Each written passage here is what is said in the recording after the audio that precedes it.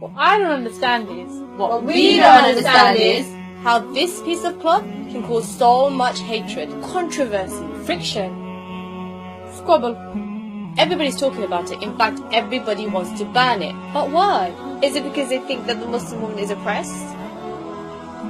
But I can speak perfectly fine. They think we need to be liberated, be free. They want us to be like the Western women. The so-called symbol of femininity. What? High heels? Lipstick? Short skirts? This liberates you? Is it because we dress the same? Or because we look the same? The Muslim woman means so much more than just her physical appearance. We don't want to be defined by the way we dress. I want you to judge me by my intellect, not by how short my skirt is. Is it because you think we're forced to wear it? I don't wear it because my husband forced me to. I'm not even married. Or my father forced me to. I wear it solely because God tells us to, and we want to please Him. We are subservient to God and not to the trends of fashion or society. But hold on. You say we're forced, but yet you force us to take it off? Is it because you think it's a communication barrier? Well, what does communication really mean? According to the Oxford Dictionary, it could either mean 1. The imparting or exchanging of information by speaking, writing or using some other medium. or 2. The means of sending or receiving information such as telephone lines or computers. So how exactly does the niqab prevent this? let's test it out. Testing, testing. We hear you loud and clear. It's clear to see when you're speaking to somebody, you don't have to see their face. Just like when you're speaking on the phone, you can't see them. So really, if you want to ban the niqab, you should start with the mobile phones first.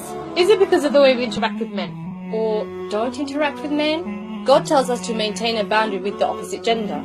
This is to prevent any form of promiscuity from either side. Men are ordered to lower the gaze and we are ordered to cover. Besides, I don't want to be just another rape statistic. Or is it because we challenge the norms of society? Because we decide to stay covered whilst everybody else wants to uncover.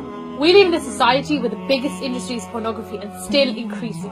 And the status of woman is slowly decreasing. Western woman is seen as merely a sex object, exploited for her beauty for materialistic gain. like selling a car. Or even selling a chocolate bar.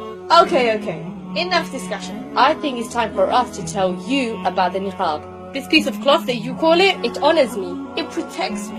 It tells me my body belongs to me, nobody else. nobody can tell me how to dress, what to say, how to look. Apart from God Almighty. This is true liberation. Liberated from the dictates of fashion and society. This is true freedom, being free from the submissions of man's desires. This is true femininity because we preserve our beauty rather than being exploited for The it. symbol of oppression is not the Muslim woman, it is in fact the Western woman. Which is why we present to you Islam. We want to give you the solution for a society that is spiraling backwards. Islam is in fact the religion to take this society forwards.